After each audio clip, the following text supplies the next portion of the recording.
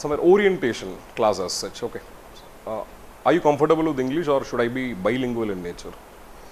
இல்லை தமிழ் எடுக்கணுமா? ரெண்டும் கலந்து இல்லை இங்கிலீஷ்? What is comfortable? உங்களுக்கு எது கம்ஃபர்டபுள்? ஓகே, ரெண்டும் கலந்து. சரி, ரைட், ஓகே, ஃபைன். ஸோ அந்த ஃப்ளோர்லேயே போயிடலாம். சரி, ஓகே, ரைட். ஸோ இன்றைக்கி will be having a first class on UPSC orientation, right?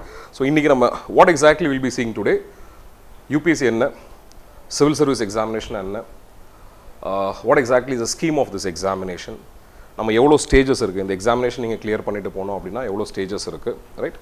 Something very basic ideas somewhere will discuss about it. Okay, then very important, will try to understand the nuances of the examination. இந்த UPSC exam, civil service exam pass பண்ணணும் அப்படின்னா நான் என்ன பண்ணணும், right? எப்படி என்னுடைய பேசிக்ஸை நான் build பண்ணணும், correct?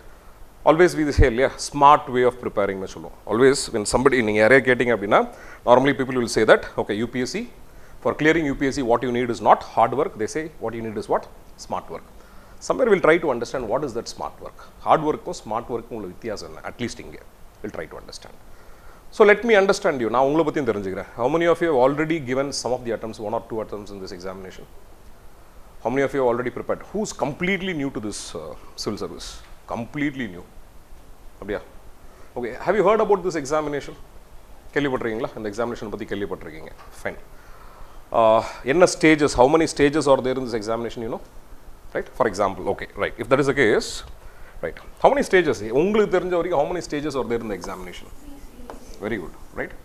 You have these 3 stages, right? You have 3 stages.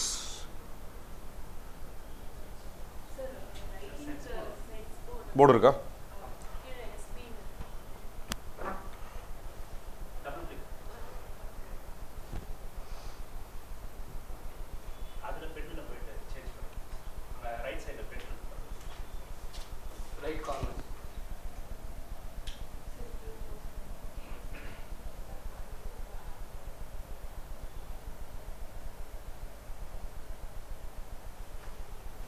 Okay. See, when I talk about, say, for example, UPSC civil service examination, right? Technically speaking, நான் UPSC prepare பண்ணுறேன்னு சொல்லுவாங்க, நிறைய பேர் UPSC prepare பண்ணுறேன்னு சொல்லுவாங்க. That is again technically it is wrong. இன்னும் சில பேர் வந்து I am preparing for IAS examination சொல்லுவாங்க. That is also wrong. What is the name of this examination? The examination பேர் என்ன? It is called as what? Civil service examination, right? So ஒரு service மட்டுமே கிடையாது.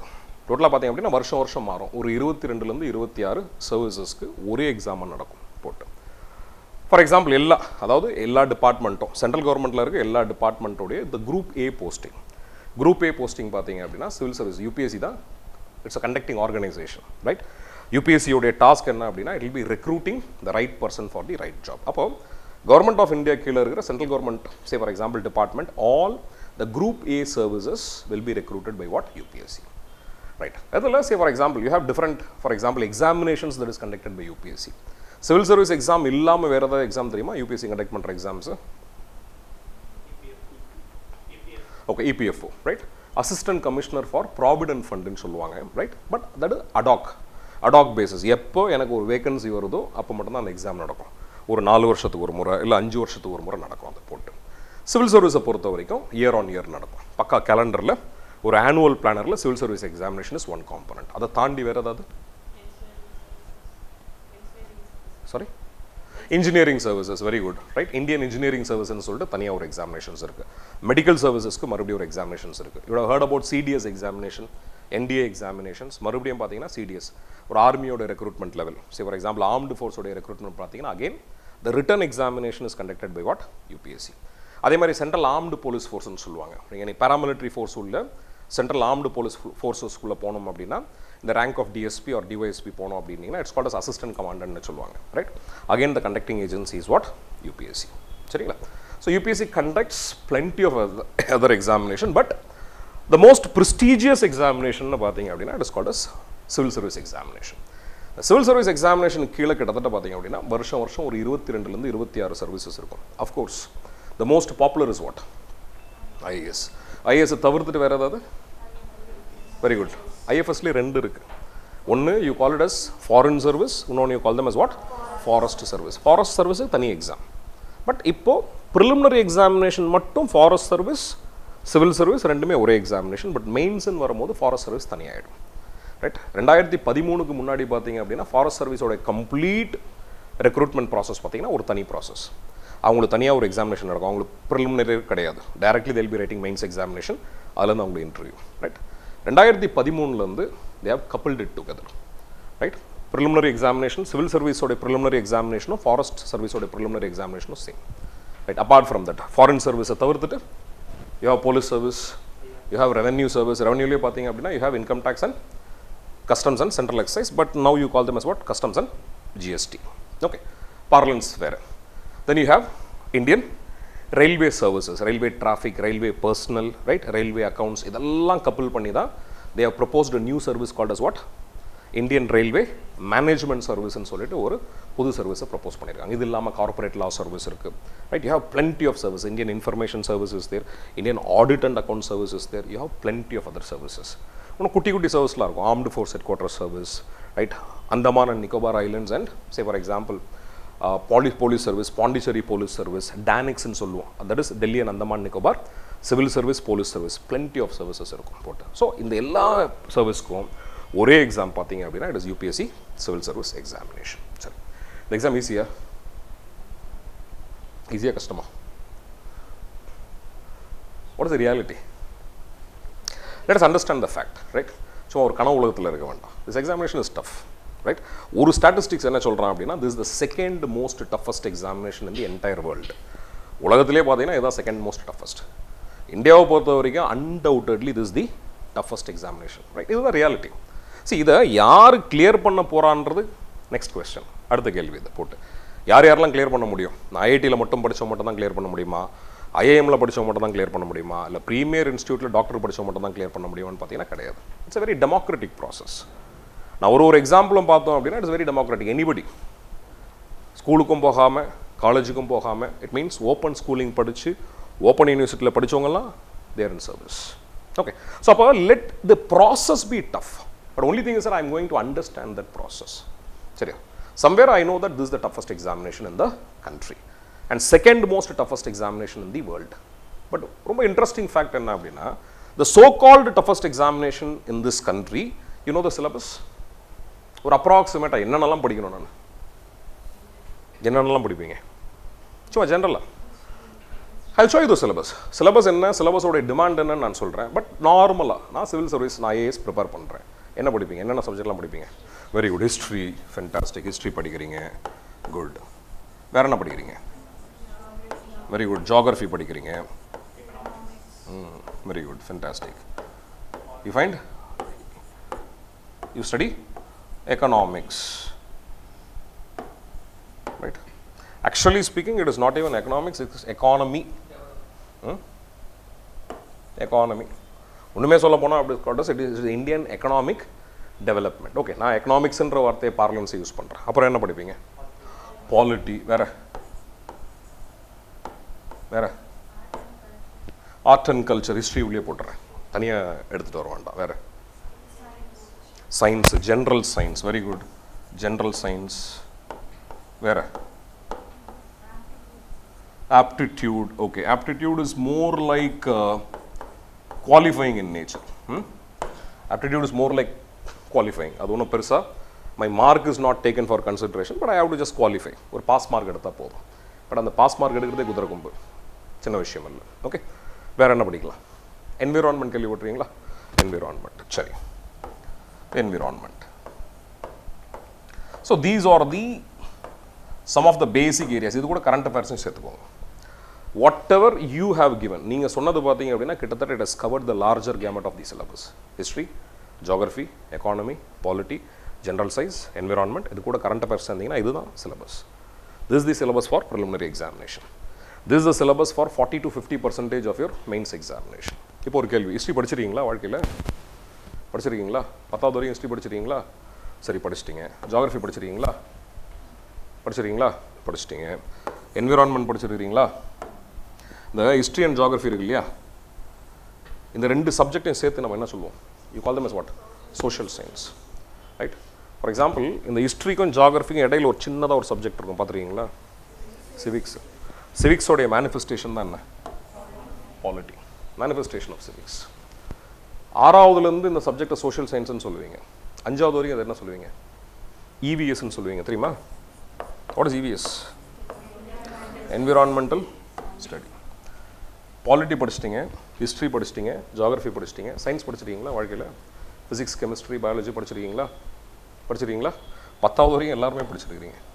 என்ன நான் படிக்கல, பெருசாக எக்கானமி படிச்சதில்லை. அப்போது இது ஐரனின்னு சொல்லுவோம். We call it as an irony of this preparation. The most toughest examination in this country, the second toughest examination of the world. If you ask me what exactly is the basic syllabus, foundational syllabus, 10வது வரையும் நீங்கள் என்ன ஸ்கூலில் படிச்சிங்களா தான். அப்போ what we suggest is that you have to go back to your schools. மறுபடியும் நான் ஸ்கூலுக்கு போயிட்டு நான் என்ன படிக்க அங்கே விட்டனோ மறுபடியும் படிச்சுட்டு என்னுடைய பேஸை ஸ்ட்ராங் பண்ணுறது தான் இந்த ப்ரிப்பரேஷனுடைய fundamental ideas. So somewhere it says that syllabus of this, say for example, examination is not so difficult. It is not so unfamiliar. நான் புதுசாக எதுவுமே படிக்க போகிறதில்ல, நான் படித்ததை ரீகால் பண்ண போகிறேன். ரைட், இங்கிலீஷில் நாஸ்டாலஜிக் மெமரிஸ்ன்னு சொல்லுவோம் இல்லையா? ரொம்ப பழைய ஞாபகங்களை மறுபடியும் நான் கிளறி விட போகிறேன். இதுதான் இந்த எக்ஸாமினேஷனுடைய the fundamental ideas. So one thing is there, syllabus wise this examination is not tough. Okay, but அப்போ where exactly this examination is becoming tough அப்படின்னு கேட்டிங்கன்னா competition. Right, for example, recruitment process பொறுத்த வரைக்கும் how exactly the recruitment process will go நான் சொல்லிடுறேன். erasing. Okay, what is the selection process நான் சொல்லிடுறேன். For example, நார்மலாக ஒரு assume ஒரே ஒரு வேகன்சி, எனக்கு ஒரே ஒரு வேகன்சி இருக்குன்னு வச்சுக்கோங்களேன். The number of seats what I have is only one அப்படின்னா, right, you know what exactly, how many stages are there in the examination? எவ்வளோ stages இருக்கு இந்த எக்ஸாமினேஷனில்? 3. என்னென்ன? ப்ரிலிம்ஸ் முடிச்சுட்டு சக்ஸஸ்ஃபுல்லாக முடிச்சிட்டிங்கன்னா மெயின்ஸ் எக்ஸாமினேஷன் சக்ஸஸ்ஃபுல்லாக முடிச்சிங்கன்னா இன்டர்வியூ. ரைட், இன்டர்வியூலையும் சக்ஸஸ்ஃபுல்லாக முடிச்சிட்டிங்க அப்படின்னீங்கன்னா யூ கெட் சர்வீஸ்க்கு அப்புறம் marriage. Right? Okay, whatever it is the case, interview வரைக்கும் we have 3 stages. Okay, now 3 stage இருக்கு இல்லையா? ரைட், இப்போ what exactly is the reason for having these stages நான் சொல்லிடுறேன். It is just a selection process. நிறைய பேர் என்ன சொல்லுவோம் அப்படின்னா, வீட்டில் நினைப்பாங்க, நீங்களும் என்ன சொல்லுவீங்க, நான் ஐஏஎஸ் படிக்க போகிறேன் அப்படின்னு சொல்லிட்டு. அகைன் பார்லன்ஸ் சொல்கிறாங்க. அவங்க என்ன நினச்சிப்பாங்க அப்படின்னா, ஏதோ ஒரு கோச்சிங் சென்டரில் நீங்கள் வந்துட்டு ஐஏஎஸ் சேர்ந்துட்டீங்க அப்படின்னா கோச்சிங் சென்டர்லேருந்து வெளியே வரும்போதே நீங்கள் ஐஏஎஸ்ஸாக வெளியே வருவீங்கன்னு சொல்லிட்டு. It is a selection process. Correct? It is just they are recruiting for some of the vacancies what they have. For example, என்ன செலெக்ஷன் ப்ராசஸ், ஏன் இவ்வளோ ஸ்டேஜஸ் நீங்கள் போகிறீங்க அப்படின்னு பார்த்தீங்கன்னா ரொம்ப சிம்பிள், காம்படிஷன் அதிகம். 87க்கு முன்னாடி பார்த்தீங்க அப்படின்னா you do not have prelims, டைரெக்டாக மெயின்ஸ் தான். ரைட், என்னைக்கு இந்த நம்பர் கேம்ஸ் அதிகமாச்சோ you have a filtration process. இந்த ஃபில்ட்ரேஷன் ப்ராசஸ் ரொம்ப டெக்னிக்கலாக அந்த பர்சனல் மேனேஜ்மெண்ட்டில் they use this word. Preliminary எக்ஸாமினேஷனுடைய பர்பஸே என்ன அப்படின்னா டு வீட் அவுட் த ராஸ்கல்ஸ்ன்பாங்க. ராஸ்கல்ஸ்னால் நான் சீரியஸ் கேண்டிடேட்ஸ்னு அர்த்தம். Right, as it is meaning போட்டு. அப்போ அந்த நான் சீரியஸ் கேண்டிடேட்டை ஃபில்டர் பண்ணுற ப்ராசஸ் தான் ப்ரிலிம்ஸ். பட் ஆனால் இன்றைக்கி எப்படி ஆகிடுச்சு அப்படின்னு பார்த்தீங்கன்னா, ப்ரிலிம்ஸும் மெயின்ஸையும் நான் கம்பேர் பண்ணும்போது prelims has become very difficult and mains has become what comparatively easier. Right, but whatever be the case, basic purpose of prelims is to somewhere filter the non serious candidates. அப்போ what exactly is the logic, எப்படி இங்கே போகிறாங்க பார்த்தீங்கன்னா, for example assuming my vacancy is 1, ஒரே ஒரு vacancy தான் இருக்குன்னு வச்சுக்கோங்களேன். அப்போ இன்டர்வியூக்கு கூப்பிடும் போது you will be calling in the rule of 3. ஒரு வேகன்சிக்கு 3 பேரை கூப்பிடணும். ரைட், ஆனால் யூபிஎஸ்சியோட ஸ்டாண்டர்டில் தே வில் பி கிவிங் 1 அதாவது 2.5 to 3 ரேஷியோவில் they will be calling to what interview நீங்கள் சே ஃபார் எக்ஸாம்பிள் ஆல்மோஸ்ட் ஒரு வேகன்சி இருக்கும்போது 2.5லேருந்து 3 பேர் கூப்பிடணும். ப்ராக்டிக்கல் எப்படி பாசிபிள் அப்படின்னா, ஒரு 1000 வேகன்சி இருந்தது அப்படின்னா இன்டர்வியூ எவ்வளோ பேர் வருவாங்க, ஒரு 2500லேருந்து 3000 பேர் வருவாங்க இன்டர்வியூக்கு. மெயின்ஸ் எக்ஸாமினேஷன் பார்த்தீங்க அப்படின்னா somewhere the ratio is 12:13. Right, 12:13. அப்போ ப்ரிஸ்கிரைப்டு ரேட்டுன்னு பார்த்தீங்க அப்படின்னா 1:10. பட் ப்ராக்டிக்கல் ரீசன்ஸ் நிறைய பேர் பார்த்தீங்க அப்படின்னா ஓபிசியோடைய ஒரு இஷ்யூஸ் இருக்கும். நீங்கள் ஓபிசியில் அப்ளை பண்ணியிருப்பீங்க, பட் உங்களுக்கு பர்சனலில் இருந்து பார்த்தீங்கன்னா டிபார்ட்மெண்ட் டிஓபிடியிலிருந்து பார்த்தீங்கன்னா கிளியர் ஆகாது. ஸோ இந்த எல்லாம் ப்ராக்டிக்கல் கன்ஸ்ட்ரெயின்ஸ் எல்லாமே சேர்ந்து தே கால் 1:12. அப்படின்னா ஒரு 1000 வேகன்சி இருந்தது அப்படின்னா ப்ரிலிமினரி எக்ஸாமினேஷனை எவ்வளோ பேரால் பாஸ் பண்ண முடியும் அப்படின்னு பார்த்தீங்கன்னா ஒரு 12,000லேருந்து 13,000 பேர் தான். ரைட்? எவ்வளோ பேர் எழுதினாலும் பிரச்சனை இல்லை.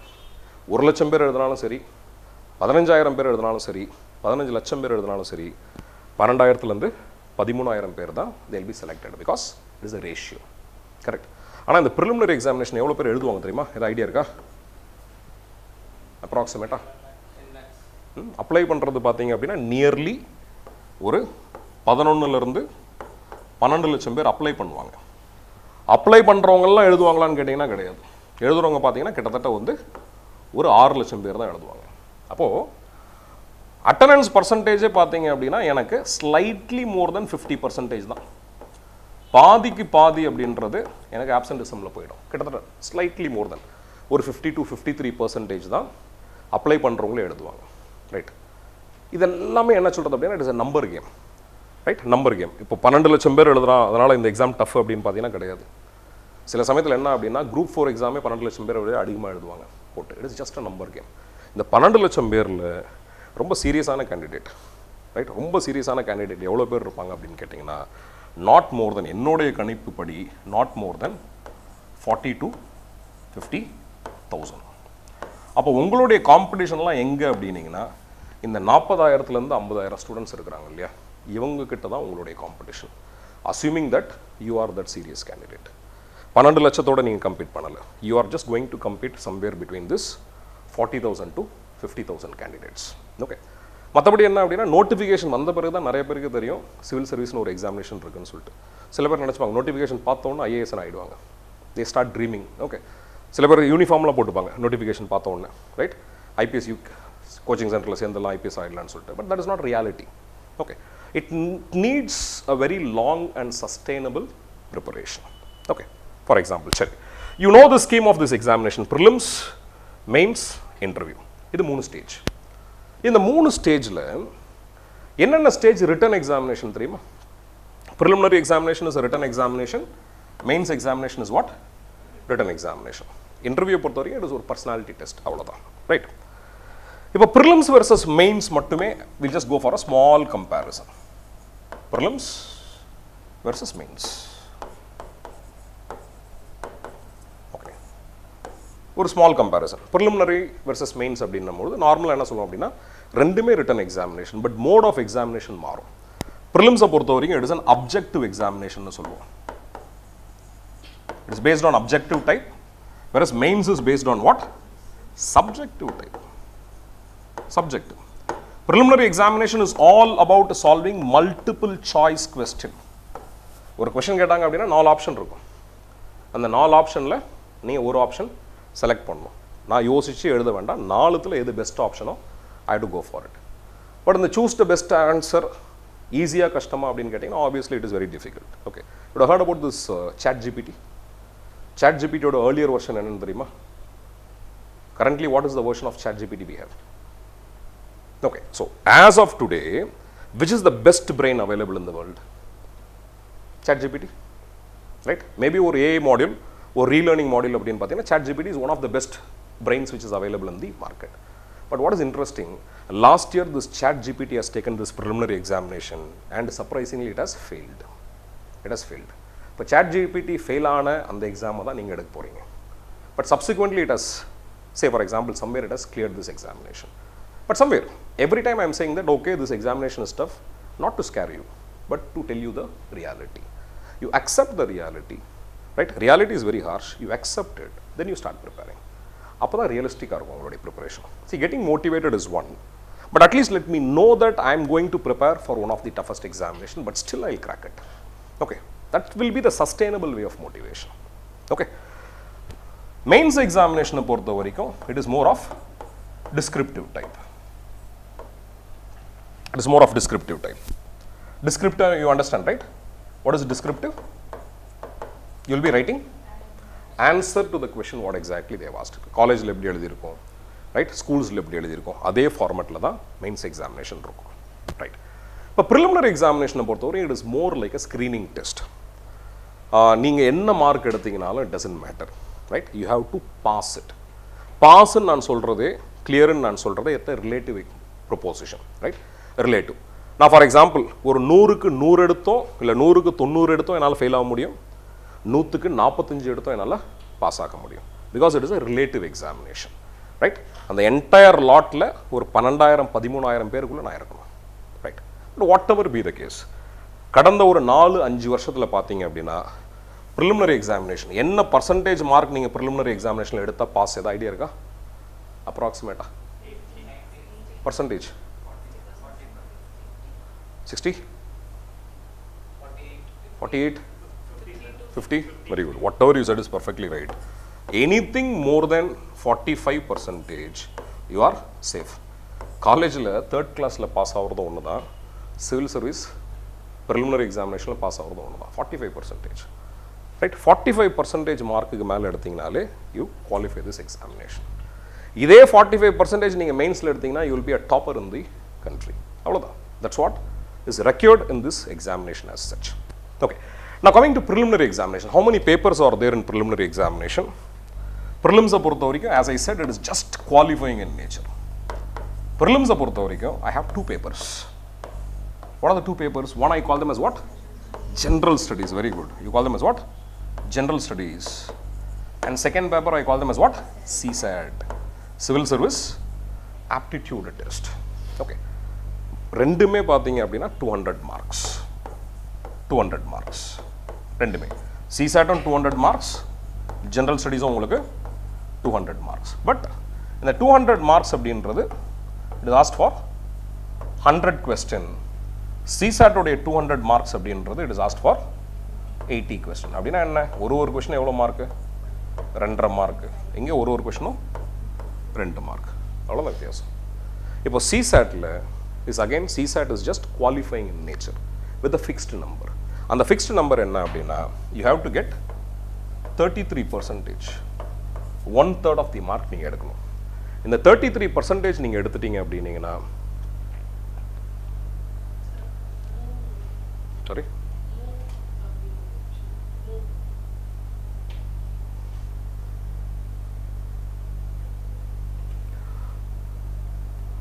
okay, இந்த 33% of mark எடுத்துட்டீங்க அப்படினாலே you qualify this CSAT, right? Preliminary examination பொறுத்த வரைக்கும் it is a relative competition. There is no fixed mark. 33% எடுத்தோம் அப்படினா நான் CSAT குவாலிஃபை பண்ண போறேன். பட் prelims பொறுத்த வரைக்கும் there is no fixed mark, right? But whatever be the case, கடந்த 5 வருஷத்துல பெருசா இந்த 45-46% பெருசா தாண்டதில்லை. Best case, say for example worst case நான் சொல்றேன், worst case அதிகமா ரொம்ப அதிகமா கட் ஆஃப் மாறுச்சு அப்படினா கூட 50%, if I can score 50%, I can be safer. Okay, this is what the reality is all about. Okay, prelims means appo prelims la 50% எடுத்தாலே நான் பாஸ் பண்ணிடுவேன். One more thing, நீங்க prelims ல 100க்கு 100 எடுத்தாலும் ஒண்ணுதான், 100க்கு 50 எடுத்தாலும் ஒண்ணுதான். You are qualifying in nature. Okay, but என்னோட மொத்த காம்படிஷன் எங்க தரமா இருக்கு? மெயின்ஸ் எக்ஸாமினேஷன்ல. நீங்க prelims ல மாஸ்டரா இருக்கிறதுனால ஒரு பயனுமே இல்லை. If at all, if you want to be a master, where exactly you have to be a master? Main examination. Main examination. For example, the Tina Dabi உங்களுக்கு தெரியுமா? You heard about Tina Dabi? Rank 1? 2016? I'm not very wrong. 17? 17, rank 1. So that's the year when rank 1 and rank 2, they got married. Okay. Then happily married, now happily separated. Okay, now whatever it is the case, Tina Dabi rank 1, all India rank 1, all India rank 1. Idhula enna beauty appadina, when it comes to the gradation, when it comes to the rank list, she was all India rank 1. But Tina Dabi was not able to qualify preliminary examination in general category. அவங்களோட reserved category ல மட்டும் தான், say for example, right, she was able to qualify it. General cut off அவங்களால achieve பண்ண முடியல, right? அப்போ for example, a candidate who is not able to achieve the general cut off அப்படின்னும்போது நார்மலாக என்னுடைய பர்செப்ஷன் என்ன? They are not the best of the candidate என்றதான் என்னுடைய perception. But when it comes to mains examination, she was rank 1. அப்போ this analogy, this story gives you a message. What is that message? Message is very simple. Prelims or mains are 2 different ball games, right? Prelims என்றதை நான் qualify பண்ணால் போதும். But என்னுடைய major focus எங்கே இருக்கணும் அப்படின்னு பார்த்தீங்கன்னா மெயின்ஸில் இருக்கும். ஸோ மெயின்ஸில் டோட்டல் மார்க்ஸ் என்ன அப்படின்னு பார்த்தீங்கன்னா, mains is totally counted for 2025 marks. ரொம்ப டெக்னிக்கலாக your interview is there, right? Interview is also part of what?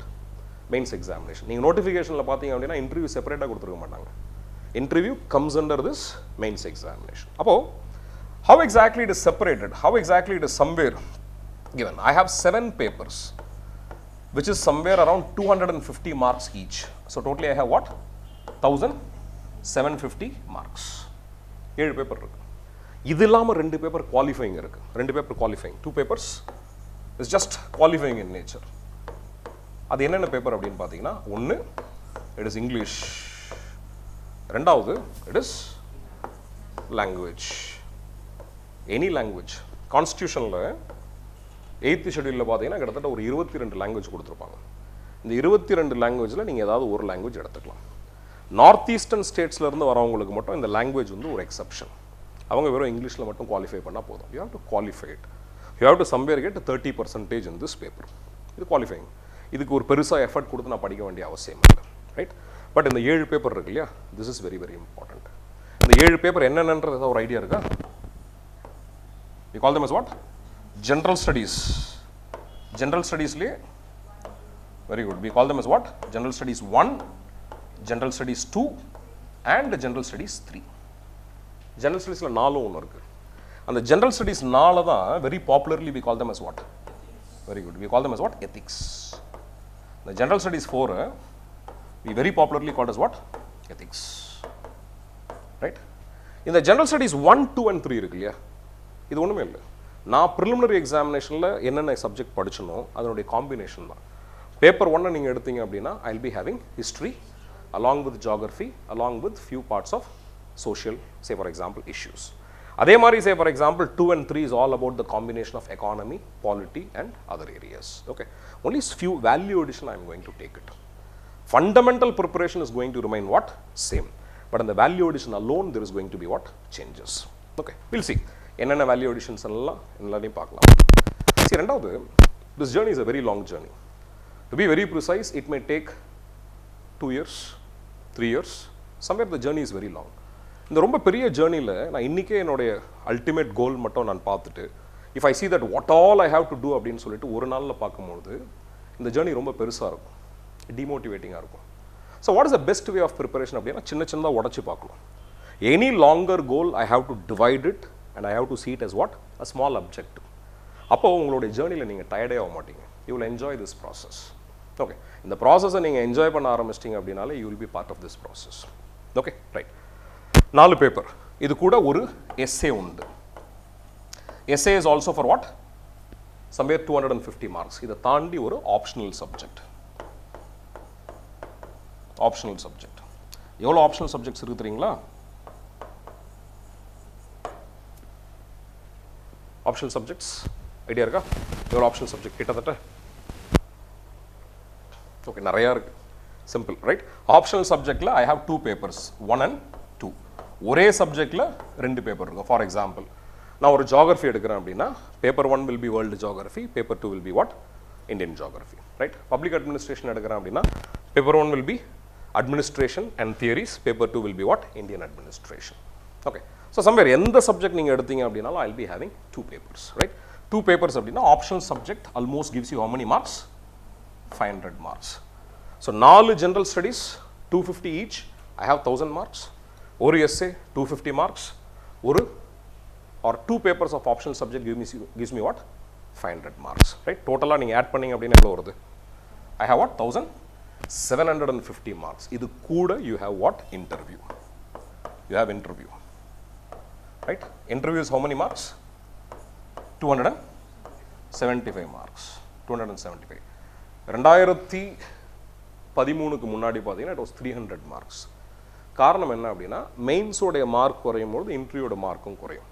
So there is a Supreme Court ruling that interview mark should not be more than 15%. But டோட்டலில் என்ன இருக்கோ maximum allowed interview mark is only what? 15%. அப்போ total mark நான் குறைக்கிறேன் அப்படின்னா இன்டர்வியூக்கு நான் mark குறைச்சி தான் ஆகணும், ரைட்? ஓகே, ஸோ அப்போ இன்டர்வியூ இஸ் ஒன்லி 15%. அப்போ rest 85% is what? 85% is contributed by what? These subjects, right? அப்போ உங்களுடைய ஃபைனல் ரேங்கிங் எதை பேஸ் பண்ணி வரும்? உங்களுடைய மெயின்ஸ் எக்ஸாமினேஷனுடைய மார்க்கை பேஸ் பண்ணி தான் உங்களுடைய ஃபைனல் எக்ஸாமினேஷன் ரிசல்ட். interview முக்கியம். Interview is very important. Interview is somewhere is a decider. But major chunk பார்த்தீங்க அப்படின்னா mains examination தான். Okay. See, interview can somewhere decide your cadre. Interview can somewhere decide your service. Right? But what will finally somewhere determine your success in this examination is what? Mains examination. அப்போ wherever I want to give more focus, more emphasis, more energy, more preparation will be what? Mains examination, right? So prelims, the basic minimum respect you have to give for prelims, and my more focus should be for what? Mains examination. Rendavathu, you know when exactly all these examinations will be happening, correct? Eppopella nadakum? Prelims edha idea? Very good. Indha varsham eppa nadandhathu prelims? May 28th. அடுத்த வருஷம் மே 26. Leaf இயர்ன்றதுனால 26 இல்லாட்டி 27 இருந்திருக்கும். சரியா? Mains எப்போ நடக்கும் அந்த idea இருக்கா? Mains mostly in the month of September, right? இன்டர்வியூவை பொறுத்த வரைக்கும் it's a long process. Maybe ஜனவரியிலே கூட ஆரம்பிக்கலாம், ஏப்ரல் வரைக்கும் போகும். It's a long process. Okay, now here ப்ரிலிம்ஸுக்கும் மெயின்ஸுக்கும் எவ்வளோ அப்ராக்சிமேட்டாக எவ்வளோ கேப் இருக்குது எனக்கு? June, July, August, somewhere around 3 to 3.5 months. Approximately what I have is what? 100 days. 90 to 100 days in Radha. I have a difference between what? Prelims and mains. அப்போ இந்த 100 நாளில் என்னால் கிட்டத்தட்ட அவ்வளோ சப்ஜெக்ட்ஸ், ஒரு 7 சப்ஜெக்ட் 1750 மார்க்கு என்னால் ப்ரிப்பேர் பண்ண முடியுமான்னு கேட்டிங்கன்னா முடியாது. அப்போ when exactly my mains preparation should start அப்படின்னு பார்த்தீங்கன்னா, way before I start my prelims, my mains examination preparation should start. கிட்டத்தட்ட பார்த்தீங்க அப்படின்னா there is a overlapping area. Overlapping area எல்லாமே நான் ஃபோக்கஸ் பண்ணலாம். When it comes to the month of, say for example, December, January, notification ஒரு மாதத்துக்கு முன்னாடி பார்த்தீங்க அப்படின்னா I should transform into what? Exclusive preliminary examination, and I can go for exclusive preliminary examination till when? Month of May. So once this preliminary examination is over, I can take a small break, then I should intensify my preparation towards what? Mains examination. Okay, இதுதான் my preparation strategy as such. Okay, so இது வரைக்கும் நம்ம இடத்துல ஏதாவது doubt இருக்கா உங்களுக்கு? ஏதாவது வேற ஏதாவது சும்மா லைக் ஏதாவது சந்தேகங்கள் ஸ்கீம் ஆஃப் த எக்ஸாமினேஷனில் இல்லை? சரி, ஓகே, ஃபைன். ஃபர்தர் மோர் ப்ரிலிம்ஸோட சிலபஸ் பார்த்துருக்கீங்களா? Prelim syllabus I'll show you. Desktop எப்படி? Yeah. Okay. Prelims oda syllabus, right? Always my suggestion would be ஏதாவது நீங்கள் சிலபஸ் எல்லாம் suppose for example if you want to see the syllabus, if you want to understand the scheme of this examination, நீங்கள் வரணுமா? நான் யாருக்காவது pass பண்ணணுமா? தேவையில்லை. Okay, right, fine, thank you. Right, now okay, இப்போ நீங்கள் சிலபஸ் பார்த்துருக்கீங்களா? எங்கேருந்து பார்த்துருக்கீங்க சிலபஸை? ஏதாவது ஒரு வெப்சைட் இல்லையா? But always I would recommend that have the access from the primary source. Primary source என்ன? Notification, right? ஸோ 2023 நோட்டிஃபிகேஷன் நான் எடுத்துட்டேன். இதுதான் the most important document of your life, right? ஒன்றுமே சொல்ல போனோம் அப்படின்னா உங்களுடைய ப்ரிப்பரேஷன் ஆரம்பிக்கிறதுக்கு முன்னாடி கிட்டத்தட்ட ஒரு 10 to 15 நாள் you have to study the syllabus, you have to deliberate on the syllabus, you have to discuss on the syllabus, you have to debate on the syllabus. ஏன்னா நான் சிலபஸ் என்னன்னு எனக்கு தெரிஞ்சதுனா தான் என்னால் ப்ரிப்பரே பண்ண முடியும். we have, right? நார்மலாக we say, right, what is the difference between hard work and smart work ன்னு சொல்லுவோம் இல்லையா? ஏதோ ஒரு புக்கை நான் படிக்க சொன்னேன் அப்படின்னா உட்காந்து 24 மணி நேரம் படிக்கிறது ஹார்ட் ஒர்க். சில பேர் 25 மணி நேரம்லாம் படிப்பாங்க, 1 மணி நேரம் அடுத்த கனாலேருந்து கடன் வாங்கி படிப்பாங்க போட்டு. Not needed. Okay, consistent preparation is very important. ஒன்று. ரெண்டாவது, நான் ஒரு விஷயம் படிக்கிறேன் அப்படின்னா ஏன் நான் படிக்கிறேன்னு தெரிஞ்சுட்டு படிக்கிறது ரொம்ப முக்கியம், ரைட்? சி கிளாஸஸ் எல்லாமே பார்த்தீங்க அப்படின்னா இட்ஸ் மோர்லி அ கைடன்ஸ். உங்களுடைய கம்ப்ளீட் சக்ஸஸில் இந்த கிளாஸோ உங்களுடைய மென்டாரு இவங்கெல்லாம் எவ்வளோ பர்சன்டேஜ் ஹெல்ப் பண்ணுவாங்க அப்படின்னு பார்த்தீங்கன்னா 20%. மீதி 80% இஸ் இண்டிவிஜுவல் டிஃப்ரென்ஸ், நீங்கள் செய்யக்கூடிய ஹார்ட் ஒர்க். ஓகே, அப்போது when exactly your orientation will be பெட்டர்னு கேட்டிங்க அப்படின்னா you should have the basic understanding of the syllabus. உண்மையே சொல்ல போனால் அப்படின்னா I will call it as a decoding of the syllabus. எப்படி ஒரு சிலபஸை டீகோட் பண்ணுறதுன்னு நான் சொல்கிறேன். Okay, for example, right, I will show you the scheme of this examination. சொன்னோம் இல்லையா, இங்கே 21 சிலபஸ் சாரி 21 சர்வீசஸ் கொடுத்துருக்காங்க. ஏன் 21 கம்மியாயிடுச்சு அப்படின்னு பார்த்தீங்கன்னா, இந்தியன் சர்வீஸ் எல்லாம் இந்தியன் ரயில்வே சர்வீஸ் இருந்தது இல்லையா, Indian railway traffic service, right, Indian railway personnel service, account service எல்லாமே everything is coupled as what, Indian railway management service group ஏவா கப்பல் ஆயிடுச்சு. Okay, so including that I have 21 services. Pondicherry civil service, Pondicherry police service, DANIPS Delhi Andaman Nicobar police service, civil service, armed force head quarter service, இந்த சர்வீஸில் தான் நான் இருந்தேன், right, I was there in this service, right, armed force head quarter service, right. Then I have say for example all this premium service, IAS, foreign, IPS, audit and account service, civil account service, corporate law service, 21 service உண்டு, right. வருஷம் இது மாறும், right. அப்போ இந்த வருஷம் பார்த்தீங்க அப்படின்னா how many vacancies? 1105 vacancies, right. கடந்த 9 வருஷத்தில் இதுதான் ஹையஸ்ட். 2014க்கு அப்புறம், right, this is the highest number of vacancies what we had. Okay, அப்போ 1105 வேகன்சி இருந்ததுன்னா ப்ரிலிம்ஸ் எவ்வளோ பேர் பாஸ் பண்ணுவாங்க அப்ராக்சிமேட்டாக? எவ்வளோ பேர் பாஸ் பண்ணுவாங்க? What is the ratio? Ratio is what? 1:12, 1:13, right. ஒரு அப்ராக்சிமேட்டாக ஒரு 13,000 to 14,000 பேர் பாஸ் பண்ணுவாங்க இல்லையா, ரைட். அவ்வளோ பேர் தான் பாஸ் பண்ணியிருக்காங்க. நீங்கள் எடுத்து கவுண்ட் பண்ணி பார்த்தீங்க அப்படின்னா that will be the number of successful candidates, right. Fine. நான் coming to the scheme of this examination. உங்களுக்கு எவ்வளோ அட்டம்ஸ் இருக்குன்றலாம் தெரியும் இல்லையா? எவ்வளோ அட்டம்ஸ் இருக்கு? எவ்வளோ அட்டம்ஸ் இருக்கு? 6 அட்டம். ஜெனரலுக்கு, ஜெனரல் கேண்டிடேட்டுக்கு 6 அட்டம் இருக்கு. ஓபிசிக்கு 32 வயசு வரைக்கும் எழுதலாம், ரைட். 32 ஓபிசி ஒரு 3 years ரிசர்வேஷன் 35 வரைக்கும் எழுதலாம், right.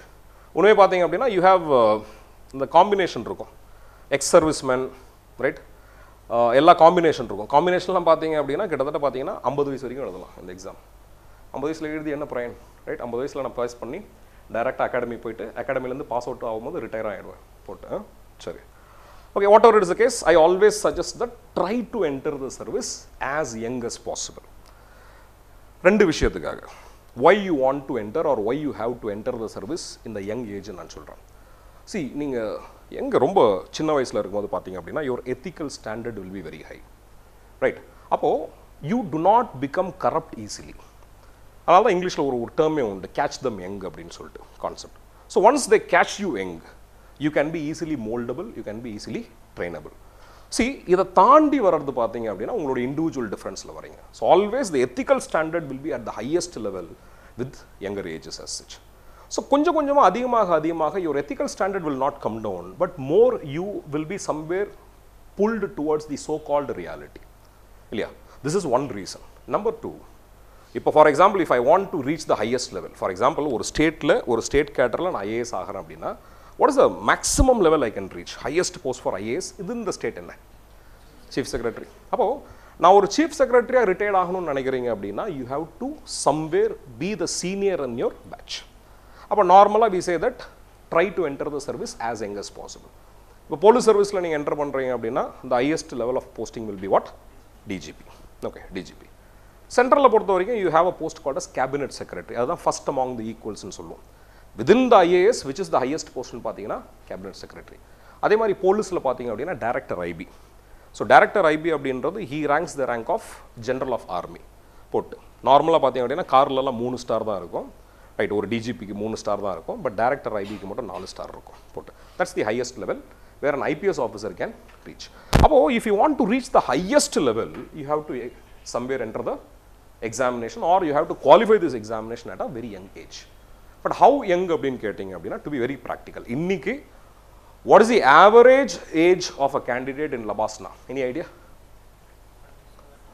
27, 28, right? Average age of a successful candidate in Labasna is what? 28. So I believe that till 25 you are young, right? Till 25 you are young, right? Till 28, 29 still, right? You have all good chance to become what? The highest, say for example, cadre officer in your state. Okay, right. Now coming to the scheme of the examination.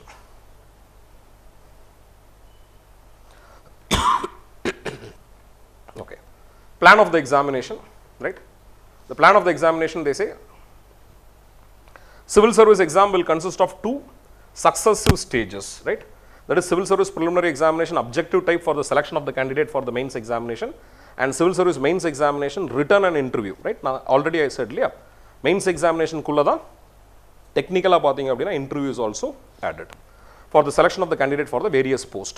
Okay, right. Now eligibility of the candidate, what is the minimum age to write this examination? Idea இருக்கா? 21, right? So 21 years உங்களுக்கு ஆவல அப்படின்னா you are குழந்தைகள். Okay, right, somewhere, fine.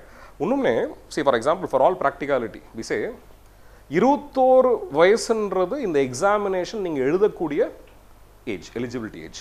நான் 21 வயசு ஆனால் தான் preparation ஆரம்பிக்கணும் அப்படின்றது ஒன்றுமே கிடையாது. ஒன்றுமே சொல்ல போனோம் அப்படின்னா 21 வயசுக்கு முன்னாடியே நீங்கள் ப்ரிப்பரேஷன் ஆரம்பிச்சிங்க அப்படின்னா ஸ்டில் இட் இஸ் குட். யாராவது குழந்தைகள் இருக்கிறீங்களா இங்கே? ஓகே, ரைட், சரி, okay, fine. Okay, you are into college இப்போ, fine, second year, third year, second year, fine, right time to start with. Okay, right. Okay, so what is the maximum age limit till which you can appear for this examination is what? 32 years. And one more thing, very important, the cutoff year is very important, right? Cutoff date பார்த்தீங்க அப்படின்னீங்கன்னா it is 2nd of August இன்னைக்கு, right? Today is the cutoff day for, right, calculating your age for civil service examination. அதனால தான் orientation இன்னி டேல வச்சிருக்கோம், right? Coincidence. Okay, right. Okay, whatever it is the case, right. Coming to the syllabus part, I'm just taking the syllabus part. Okay, minimum qualification, number of attempts, fee applied,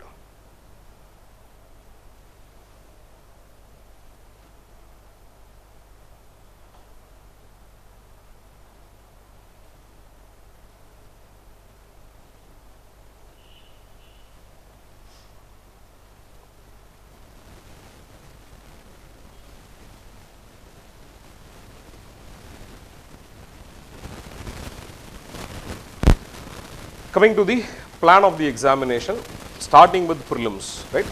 Prelims-ல ஏற்கனவே ரெண்டு paper உண்டு, right? ரெண்டு paper உண்டு. என்னென்ன பேப்பர்ன்றது I know. What are the papers? One I already said, one is you call them as what? General studies. Actually பார்த்தீங்க அப்படின்னா ரொம்ப டெக்னிக்கலாக பார்த்தீங்க அப்படின்னா you call them as what? General studies paper 1 and general studies paper 2, right? Technically பார்த்தீங்கன்னா அதான். Both the questions will be of objective type, multiple choice, and each will be of 2 hours. The general studies paper 2, general studies paper 2 என்ன? CSAT. CSAT actually பார்த்தீங்க அப்படின்னா they call it as what? General studies paper 2, right? What is the qualifying mark? 33%. But ரொம்ப முக்கியம் என்ன அப்படின்னா 33% is okay, but this examination has what? Negative marking. Negative marking என்ன தெரியுமா? நான் தப்பா மார்க் பண்ண அப்படின்னா a part of my mark will be removed, right? That too it is based on law of probability. கரெக்டான ஒரு மார்க் அப்படின்னா தப்பான ஒரு மார்க் கிடையாது, போகாது. எவ்வளோ போகும் தப்பானா? தப்பாச்சுன்னா 0. Right, 0.67 or 0.33%, whatever you call it as. Okay, right. இப்போ I'm just coming for this mains examination, as I already told you, right? essay ஒரு paper, general studies 1, general studies 1ல என்னென்ன இருக்கு? History, geography.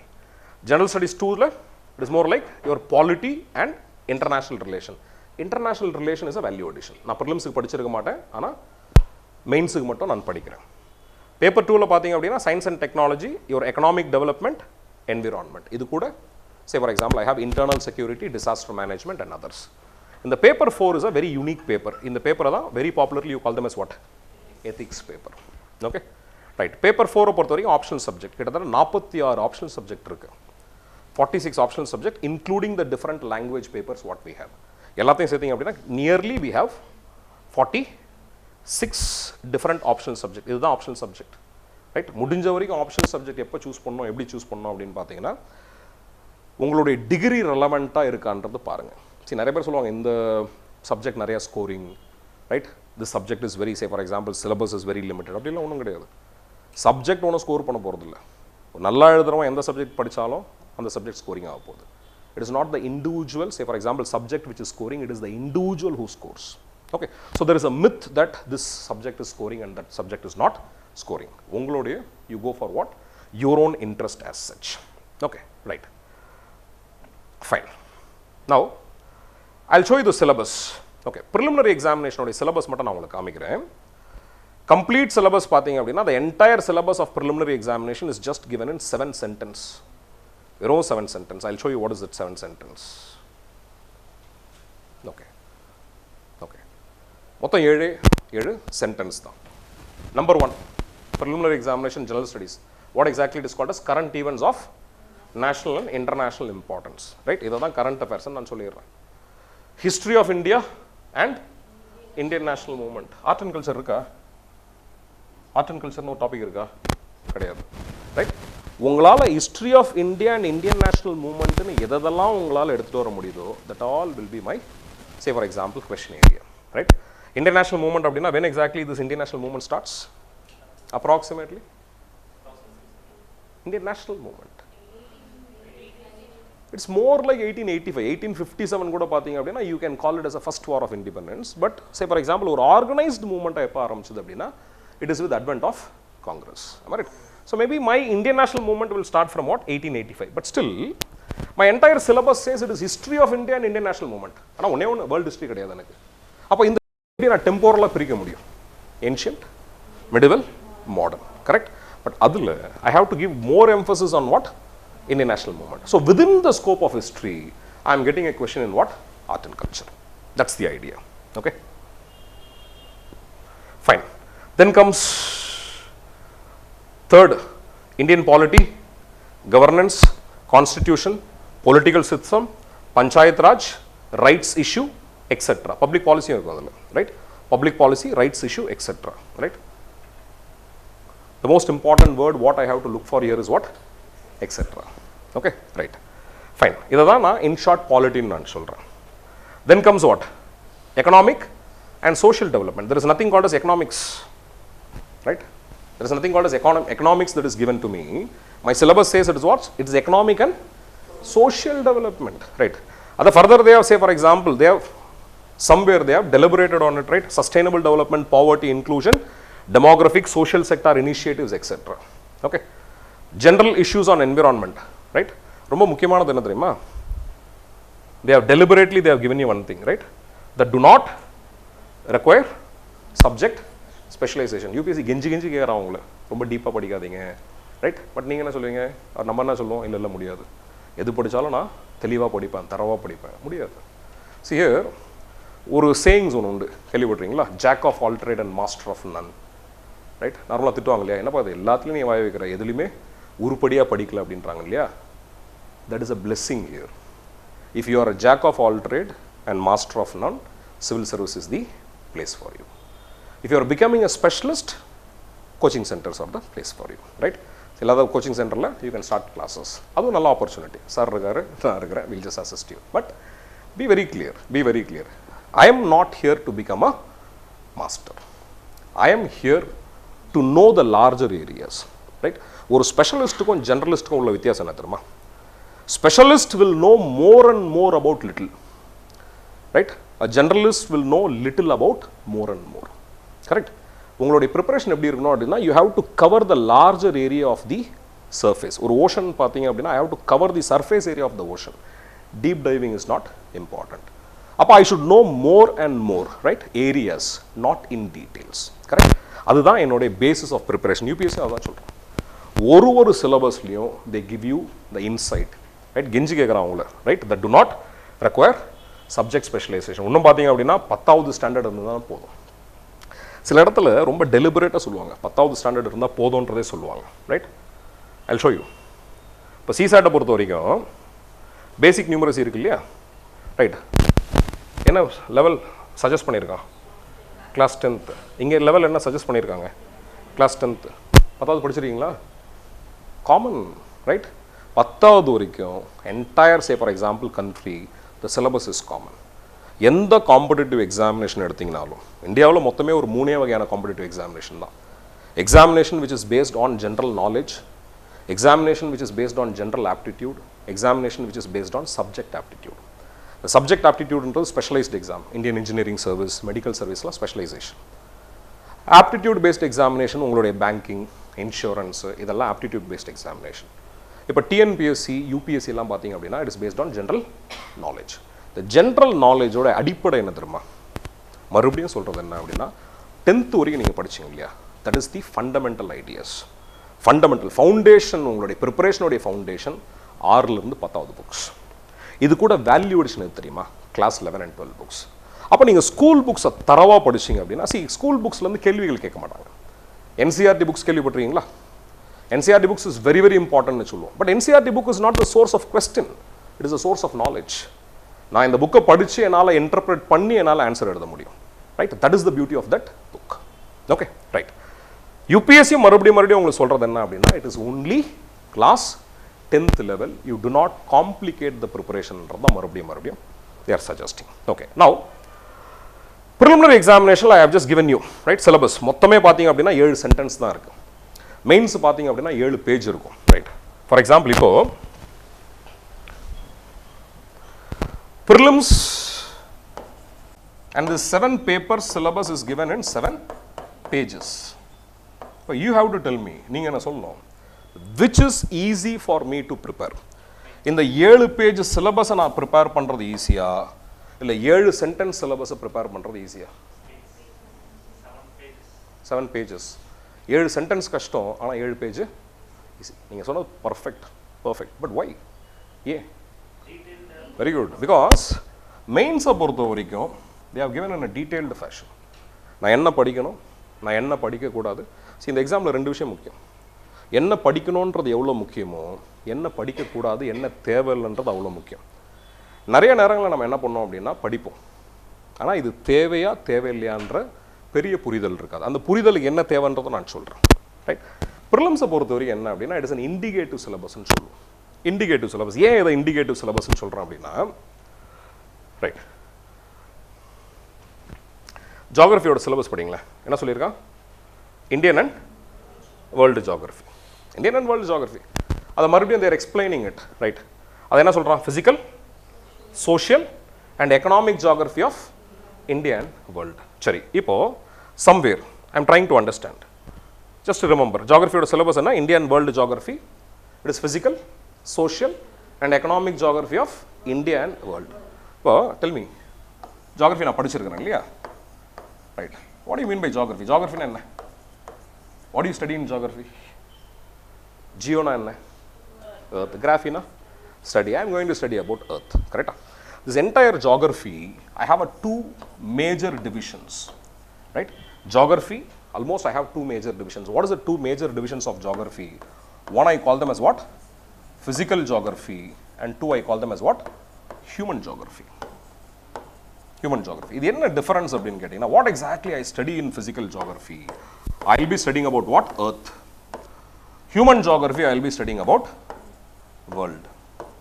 என்னப்பா ரெண்டும் ஒன்றும் இல்லையா? ரெண்டும் ஒன்றும், 2 வார்த்தையும் ஒரே வார்த்தை இல்லையா அப்படின்னு கேட்டீங்கன்னா கிடையாது. Both has their own meaning. Right? Now see, physical geography is all about study of Earth. Human geography is all about study of world. Earthக்கும் வேர்ல்டுக்கும் ஏதாவது வித்தியாசம் இருக்கா? எதா இருக்கா? இருக்கிறதுனால தான் 2 வேர்டில் கொடுத்துருக்காங்க இல்லையா? வித்தியாசமே இல்லைன்னா ஏன் இன்னொரு வேர்டு யூஸ் பண்ணுவாங்க? What is the difference? ஏர்த்துக்கும் வேர்ல்டுக்கும் என்ன வித்தியாசம்? சரி, ஏர்த்துக்கும் வேர்ல்டுக்கும் வேணாங்க,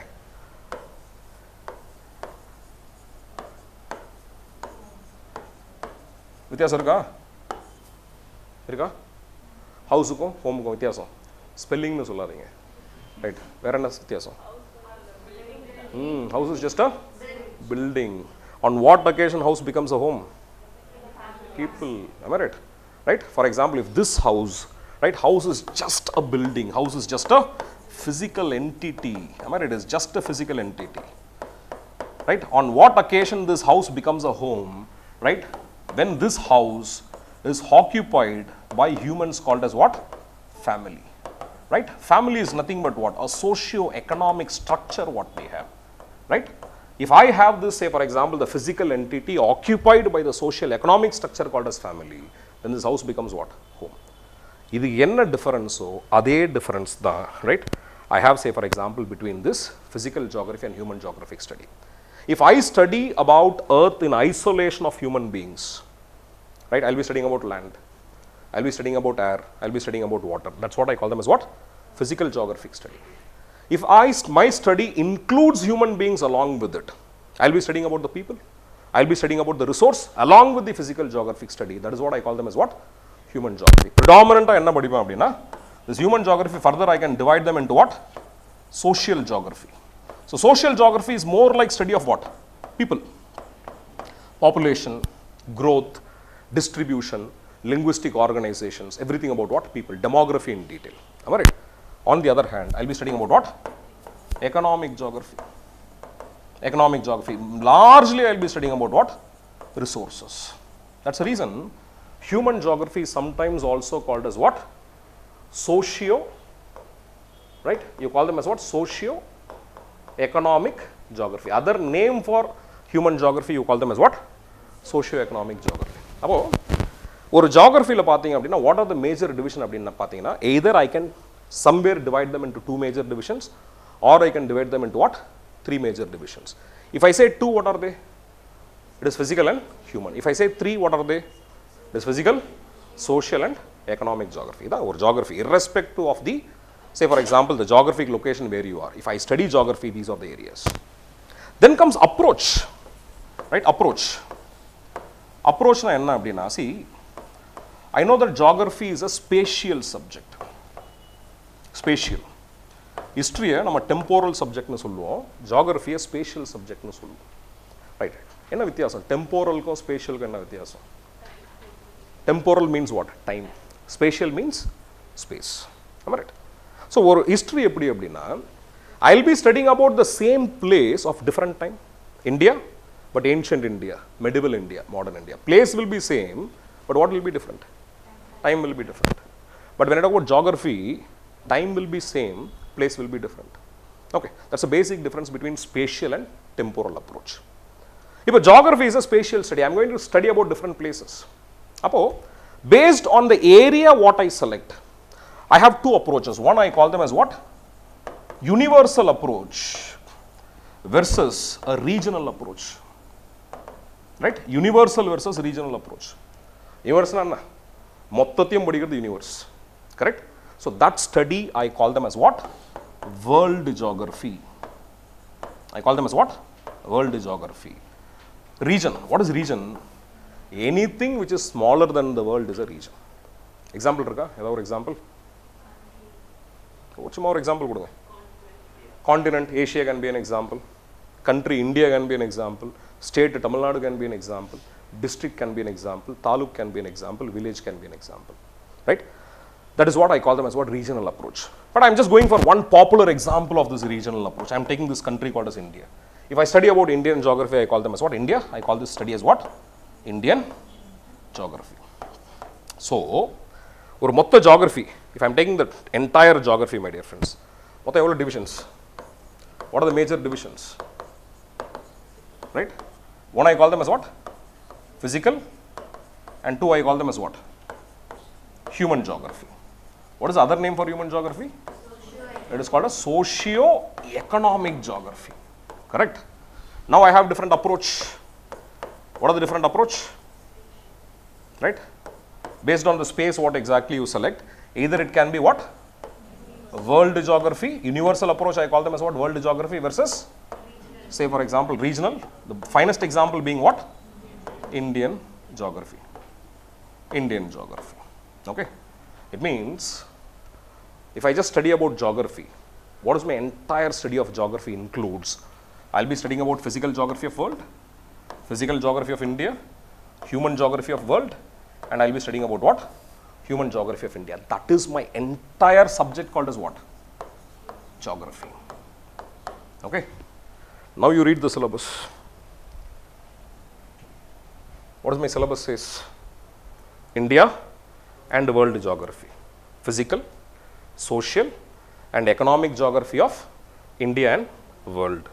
Read it. India and world geography, physical, social, economic geography of India and world. It means what you have to study?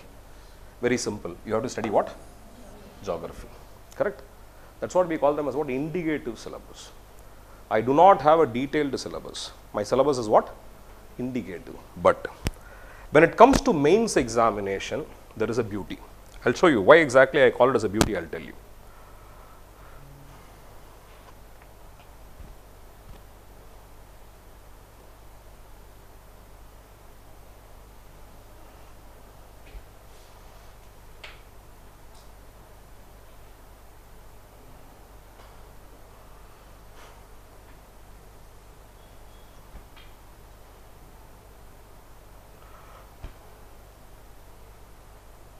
hope so you will not mind using the slide of different institute. Okay, now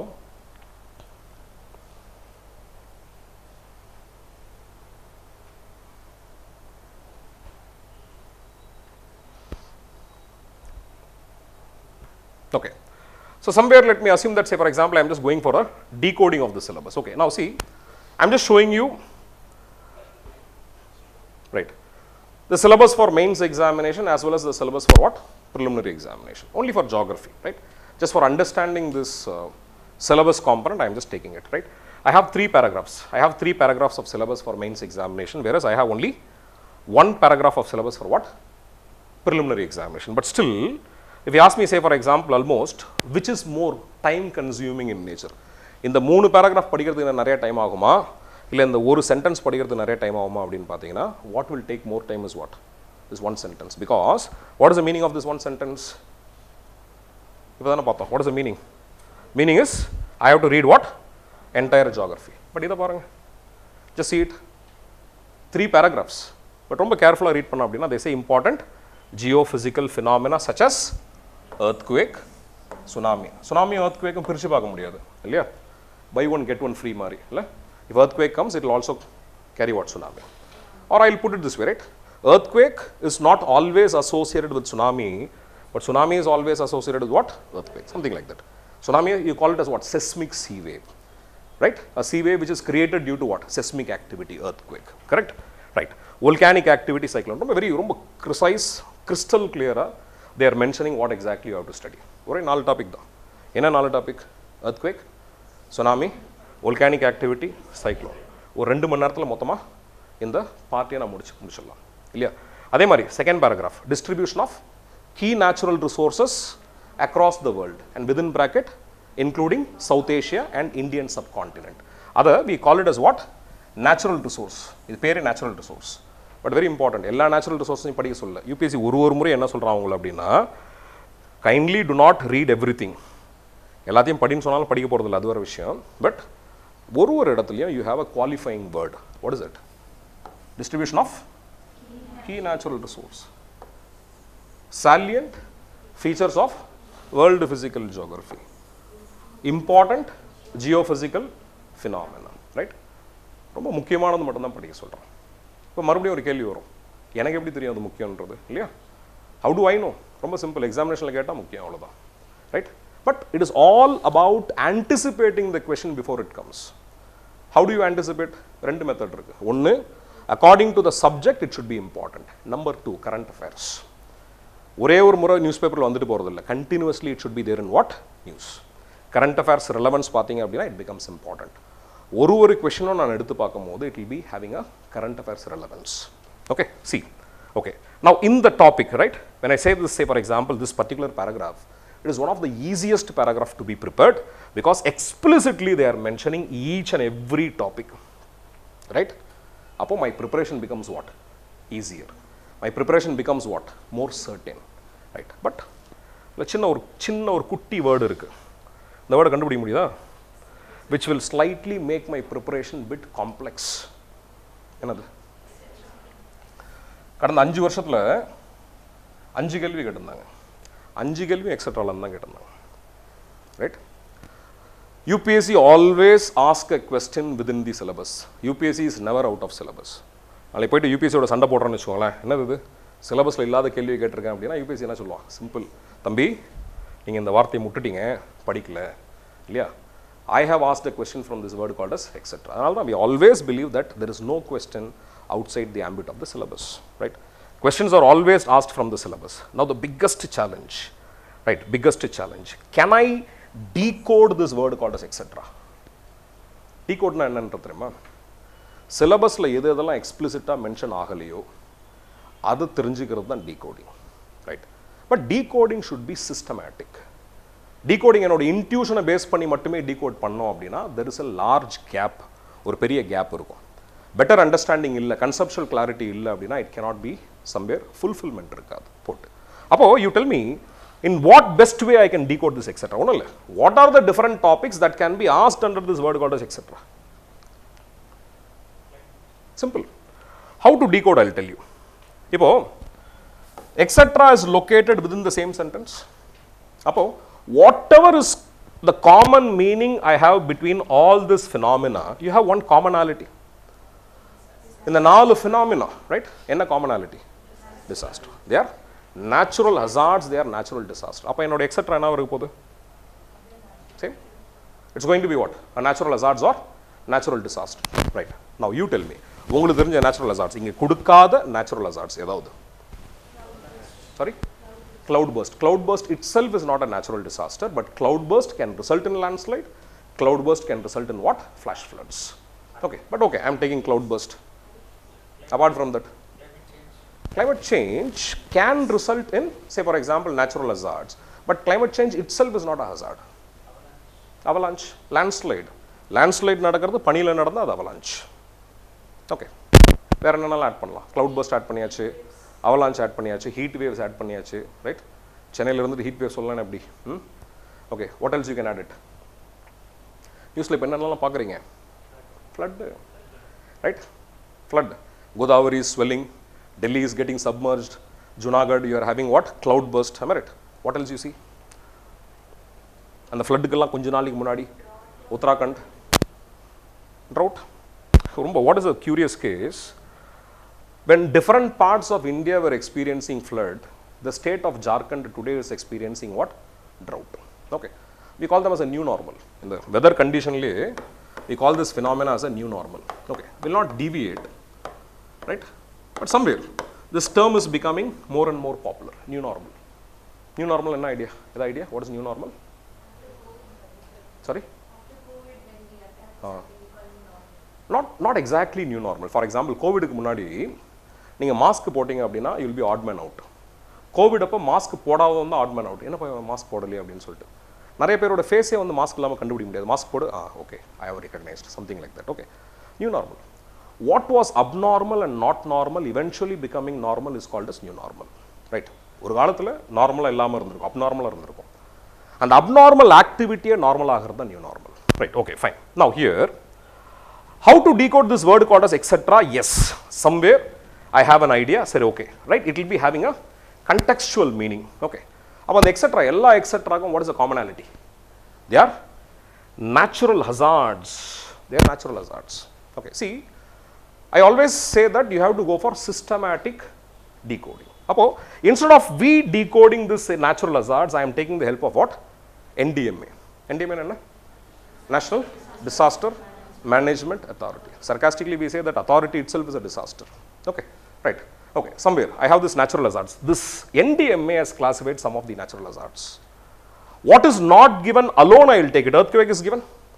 Flood is not given. Landslide is not given. Cyclone is given in my syllabus. Tsunami is given. There is a concept of urban flood. Urban flood is what? 2015 இருந்திருக்கீங்களா இங்க இதே area 2015 வந்திருந்தீங்கன்னா போட்ல டைரக்டா first floor தான், ground floor கிடையாது போட்டு. Okay, urban flood. Urban areas are more prone to flood. Statistics says that one urban areas is 6 times more vulnerable to flood than that of a rural area. அப்ப என்ன அப்படினா assuming ஒரு rural setup, urban setup, place to place that ratio will differ, but I am talking about average. ஒரு rural setupல ஒரே மழை ஒரே நேரத்துல, say for example if it is happening ஒரே நேரத்துல அந்த மழை பெய்யுதுன்னு வெச்சுக்கோங்க, urban ஏரியால ஒரு அடி தண்ணி ஏறுது அப்படினா rural ஏரியால எவ்வளவு ஏறும்? 6 அடி. That's the somewhere a crude comparison. Okay, now whatever, say for example it is not there in my syllabus, that alone I am transferring it. Okay, flood, urban flood, landslide, heat wave, etc. Drought can also be added, right? Drought is not here, drought can also be added. Okay, now இதெல்லாம் முடிச்ச பிறகு I have to somewhere check whether my level of understanding is correct or not, whether my way of decoding the syllabus is correct or not. அப்ப என்ன பண்ணுவீங்க? Very good, previous year's question paper, right? Syllabus will give you a general orientation of the preparation, but what will give you a feedback mechanism? நான் கரெக்டான பாதையில தான் போறேனா இல்லையான்னு எப்படி தெரிஞ்சுப்பீங்க? Previous year's question paper. Okay, சில questions. Himalayas are highly prone to landslide. Discuss the cause and suggest suitable measures to mitigate. Main sort of question. Question is revolving around what? Landslide, etc. But we have decoded it. Okay.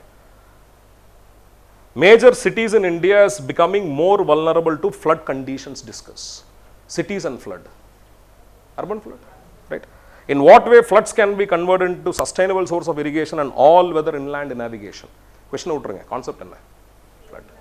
Ellame etc. But still I can decode this etc.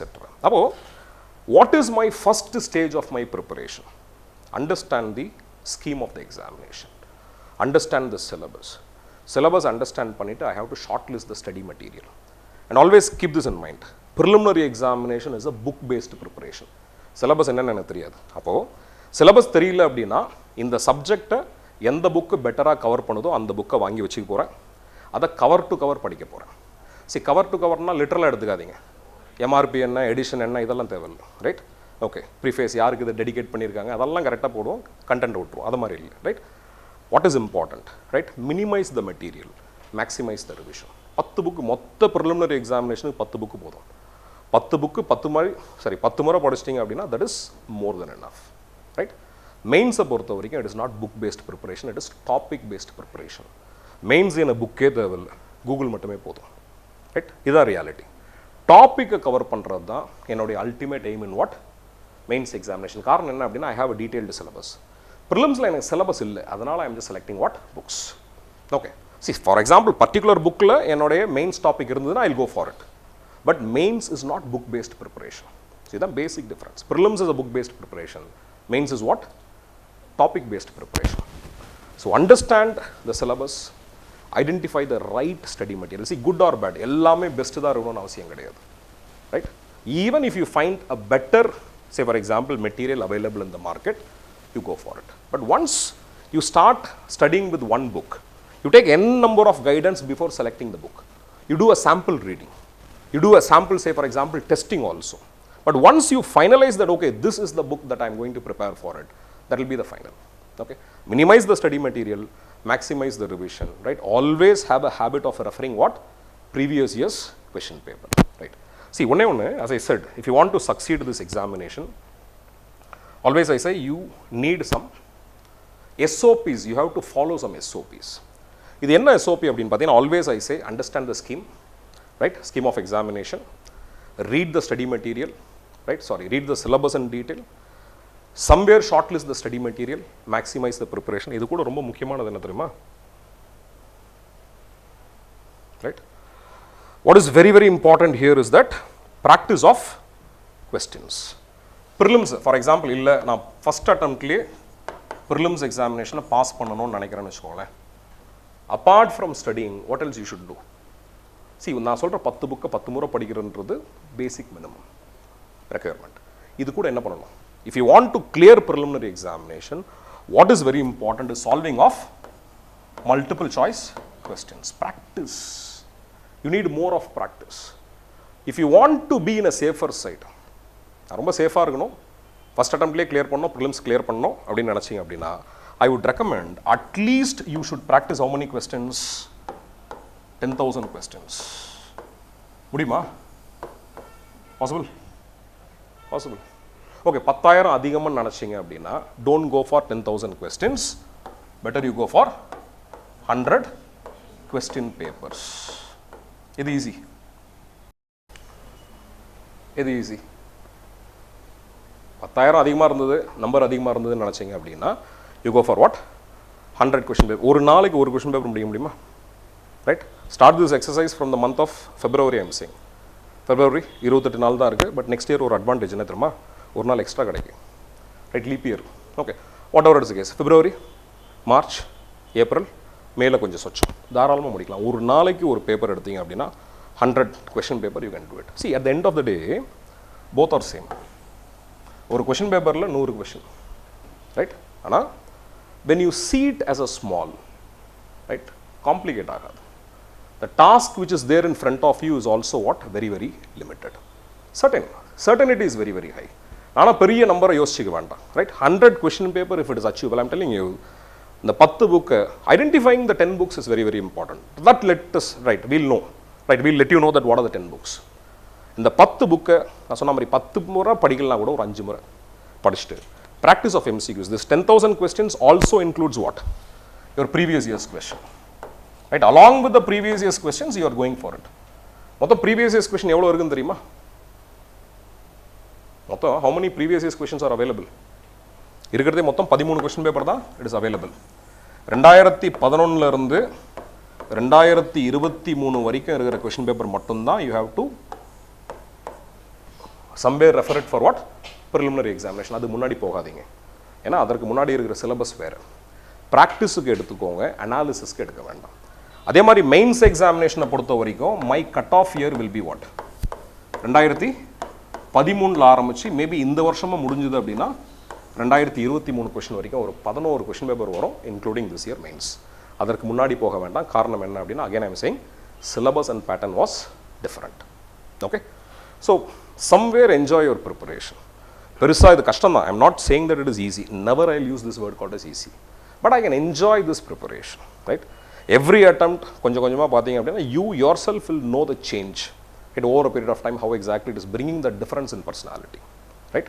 Okay, somewhere I have just given you the larger picture of this, right, preparation as such. Okay, so rest of it as the class starts, right, subject will start, the significance of the subject, relevance and importance will let you know on the classes. சரியா? இப்போ வேறு ஏதாவது doubts எதாவது இருக்கா உங்களுக்கு? ஏதாவது doubts, any doubts, any kind of doubt with respect to civil service ஏதாவது? So I can start interacting, break the jinx. நான் மொத்தமாக படித்தது ஒரு 2 வருஷம், அதில் இன்டென்ஸ் ப்ரிப்பரேஷன் ஒரு 6 மாதம் போட்டு. ஸோ எந்த haphazard preparation, but haphazard preparation கொஞ்சம் கொஞ்சமாக ஸ்ட்ரீம்லைன் ஆனது லேட்டர் பீரியடில். But one thing is there, நான் பெரிய ஒரேஷியஸ் ரீடிங் இல்லை, கன்ஃபைன் பண்ணிட்டேன். But what has saved me in prelims is what? 10,000 questions. மெயின்ஸை பொறுத்த வரைக்கும் I had one technique, template of answer writing. Mains எனக்கு பிரச்சனை இருந்ததே இல்லை. ஆன்சர் ரைட்டிங்கை பொறுத்த வரைக்கும் I have a preconceived template. So அப்போ நான் படிக்க டெம்ப்ளேட்னு என்ன தெரியுமா? யூ நோ த டெம்ப்ளேட்டில் ஃபார் எக்ஸாம்பிள் இந்த வெப் டிசைன் பண்ணும்போது பார்த்தீங்க அப்படின்னா will be having a template. Structure இருக்கும். இப்போ ஒரு கொஷனுக்கும் எனக்கு ஒரு ஸ்ட்ரக்சர் இருக்கும். ஆன்சர் மொத்தம் நான் பிரெயின் ஸ்ட்ராம் பண்ணி போடணும். That's it. Mains I always enjoyed it. நானுமே what I felt prelims is slightly difficult then mains. That's what I felt. But எனக்கு CSAT was very comfortable. Okay, இப்போ eventually now CSAT has become difficult, very difficult rather. Okay, வேறு ஏதாவது? எவ்வளோ பேர் இந்த engineering graduates, engineers? Okay, வேறு ஏதாவது professional courses, வேறு ஏதாவது டாக்டர்ஸ் அது மாதிரி ஏதாவது? ஓகே, ஒன்றும் இல்லை. சி ஃபார் எக்ஸாம்பிள் நீங்கள் you can select anything. You can select anything. For example இப்போ when I talk about optional subject, see 46ன்றது விட்டுருங்க. ஏன்னா நான் ஒரு லாங்குவேஜ் பேப்பர்னு எடுத்தேன் அப்படின்னாலே, ஒரு லிட்ரேச்சர் பேப்பர் எடுத்தேன் அப்படின்னாலே, லிட்ரேச்சர்லேயே எனக்கு ஒரு 22-23 லிட்ரேச்சர் இருக்குது போட்டு. அப்போது I will go more for what practical orientation. அப்போ ஃபார் எக்ஸாம்பிள் நான் ஒரு ஆப்ஷனல் சப்ஜெக்டை செலக்ட் பண்ணும்போது நார்மலாக என்ன, சி ஜென்ரல் ஸ்டடீஸை பொறுத்தவரைக்கும் எல்லாருமே ஒன்று தான். எங்கே டிஃப்ரென்ஸ் வரும் அப்படின்னா ஆப்ஷனல். உங்களுடைய டிகிரிக்கும் இருக்கிற ஆப்ஷனலுக்கும் பெருசாக சம்மந்தம் இல்லை. அப்போ you have a liberty of taking anything. அப்போ நார்மலாக என்ன கேட்கும்போது நான் என்ன சொல்லணும் அப்படின்னா, first is your interest, second is the somewhere say for example overlapping area of general studies.